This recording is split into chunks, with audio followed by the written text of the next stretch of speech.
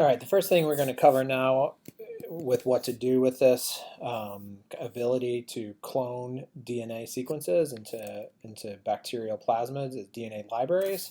So DNA libraries represent a collection of cloned DNA, so there's a large number of unique DNA sequences in each vector, and there's two main types. So one is called genomic DNA, or a genomic DNA library, and the other is complementary cDNA library. So the genomic library contains at least one copy of all sequence and genome of interest, and is constructed by constructing genomic DNA with restriction enzymes and ligating fragments into vectors. So this was an example of how the human genome was sequenced, and so we know that the human genome has 23 chromosomes. So if we just draw a couple pieces of these, in general, you cannot isolate all of this DNA sequence and sequence from this. And so the idea behind the genomic library is that you cut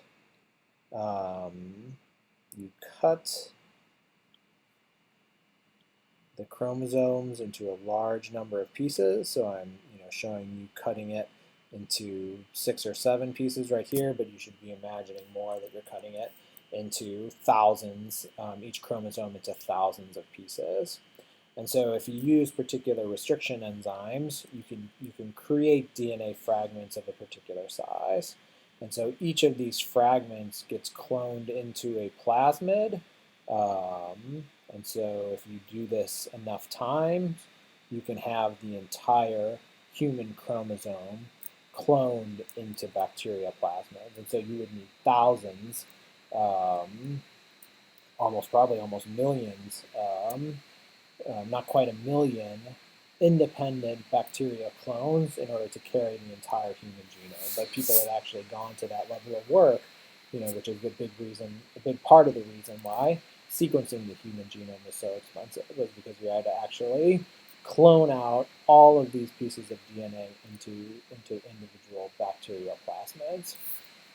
Another library that's commonly used is complementary DNA, cDNA libraries.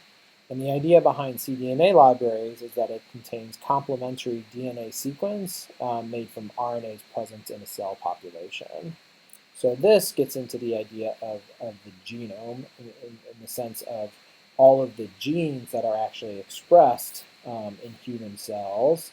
The actual mRNA sequence gets copied into these vectors. So this represents genes that are active transcriptionally at the time cells were collected for mRNA isolation. So again, this whole section requires you understanding the previous part 2. So if you're already confused, go back and we go through the idea behind restriction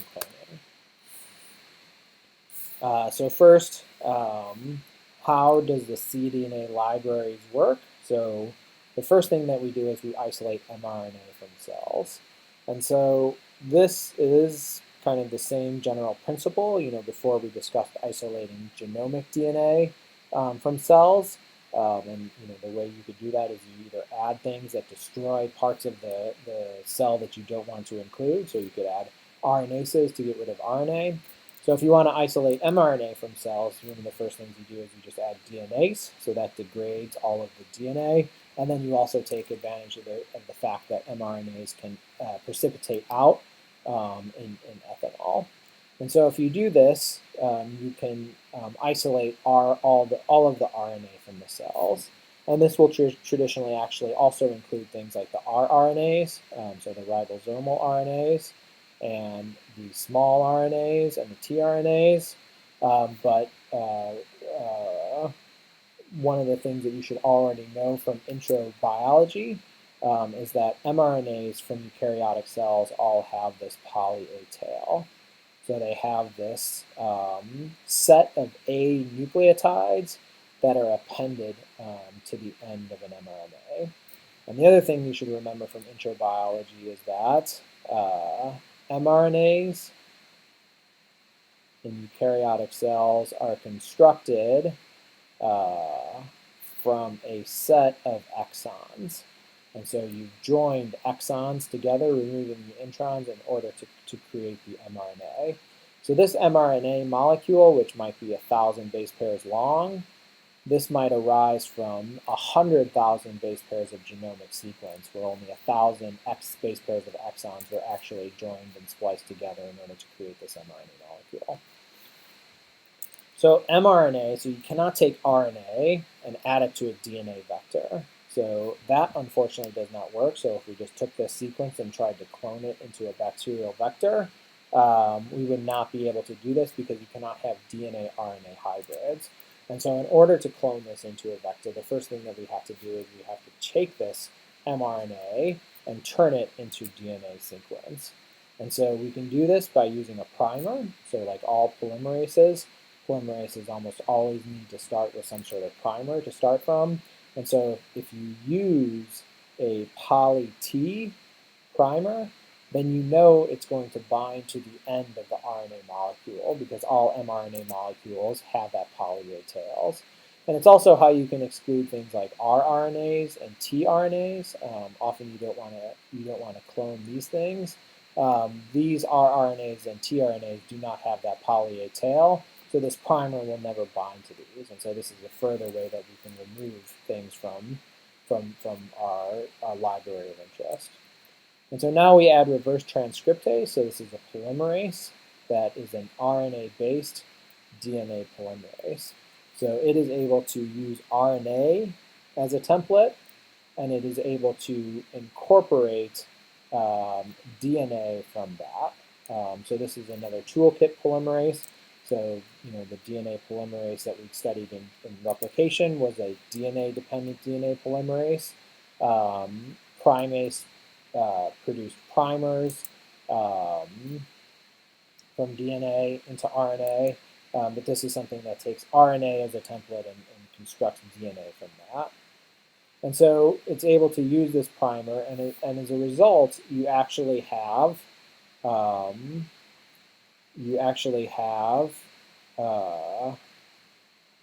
a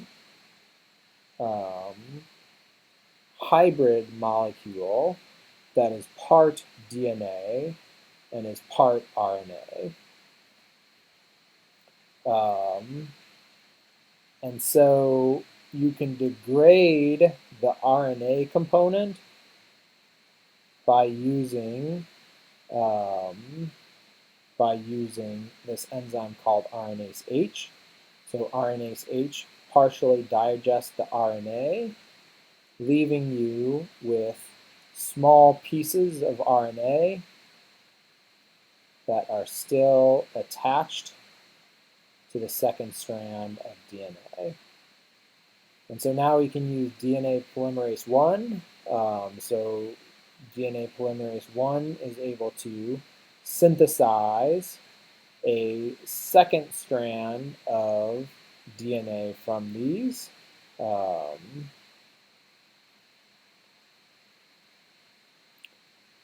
DNA polymerase 1 is what removes the primer, the RNA primer, and replaces it with DNA, and so it's also able to be used in order to synthesize this second strand of DNA. So this will be synthesized in gaps depending on where exactly the RNA pieces are bound to, but then if we add ligase, we can then seal the gaps together, and we're left with double-stranded cDNA. So the cDNA is a copy of the mRNA sequence. It's a double-stranded copy of the mRNA sequence that originally starts from a complementary piece of DNA that is constructed from the mRNA molecule. So this again adds some additional tools to our toolkit, reverse transcriptase. So this is able to generate cDNA from mRNA. So it's an mRNA dependent DNA polymerase, and it produces a mRNA DNA double-stranded hybrid molecule. And then RNase H is another example of a toolkit we use. This is an enzyme that degrades RNA, specifically in DNA-RNA hybrid. So if you had two strands of double-stranded RNA, it would not be able to degrade the RNA. If you had a single mRNA strand, it would not be able to degrade this. So this molecule only is able to degrade things that are in this hybrid state. So you create this in a large-scale way. You would take an mRNA sample, which would contain, gene 1, it would have some mRNAs for, gene 2, it would have mRNAs for. And so when you make a library, you're making a library of a large number of independent clones. So hopefully you've managed to create a library that contains all of the genes that are expressed in human cells. But at first you wouldn't know what was contained in each bacteria. So you might be able to isolate hundreds of thousands of independent bacteria. So if you'd have a plate, and if you did blue-white screening, you would have a bunch of white colonies that are ampicillin resistant, and each one of these would contain a unique gene. So this one might contain gene 368, and you'd have a name like hemoglobin or NPY receptor or something like that. But each one of these would have its own unique gene sequence, so the cDNA sequence complementary to a specific gene. And so what do you do with that? What do you do with these hundreds of thousands of different clones? And so often you want to screen for a gene of interest. So let's say you're actually interested in gene 368. How do you know which one of these bacteria actually contain it? And so the purpose of this of this next session is just to discover this process, or to discuss this process. And this relies on probes. So a probe is a DNA or RNA sequence complementary to the target gene of sequence being identified. So this is assuming that you know the DNA sequence of your gene. So if you don't know the DNA sequence of your gene, you wouldn't be able to use this approach. But if you had some sort of information, you would be able to use this approach. So what do I mean by this? So let's say we know the sequence of a gene in mouse. So let's say we've done a lot of fundamental studies of hemoglobin in mouse, and we already know what the sequence of the mRNA is. But now we want to study this gene in humans. And so we can design probes from the mouse RNA, and potentially these will be similar enough to discover the gene from the human sequence. So the sequence is not exactly the same. So humans and mouse diverge by, by a pretty significant extent. But often mRNAs are very conserved sequences. And so you might have a run of 30 base pairs or 40 base pairs that is exactly the same match. Or you might just have one difference, but the probe is similar enough that it can actually hybridize. So how do you do this? So you have your colonies, you have your plates with all of these different colonies, and each colony, again, has a different gene. And so the first thing you do is you transfer this to a DNA binding membrane, such as nylon. So a nylon sheet will have a bunch of positive charges. Things like nitrocellulose typically have positive charges, and that allows the DNA to bind to the cells due to the attraction between the positive and negative charges. So colonies are transferred to the membrane, then lysed, and then the DNA is denatured. And so what you have is this membrane that contains a stamp of the bacterial colonies, and we've lysed them so that the DNA is exposed. Now you need to have this labeled probe. So this labeled probe contains small DNA sequence that might have radioactivity or a dye. And so you just mix this this nylon with this mixture of dye. And you rely on the fact that these probes are going to hybridize only with the colonies, the DNA from the colonies that has the complementary sequence. You rinse the membrane to get rid of the excess probe and then dried. And so in the case of radioactivity, you would use X-ray film. So this is film that gets exposed by the release of X-ray photons, which are released by radioactive particles.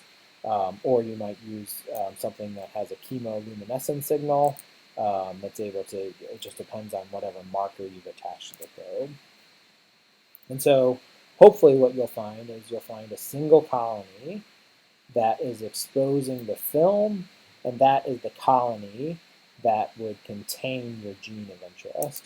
And so now you can simply go back to that original plate and pick that clone and then grow it into liquid media for further analysis. So, you know, the themes of these chapters hopefully are starting to get repetitive. You identify an enzyme has some sort of interesting effect. You rely on the fact that you can create DNA hybrids, so you can melt DNA, you can hybridize it back together, and so that allows you to combine DNA from different sources. And so in this case, we use it just to find the colony that contains your gene of interest.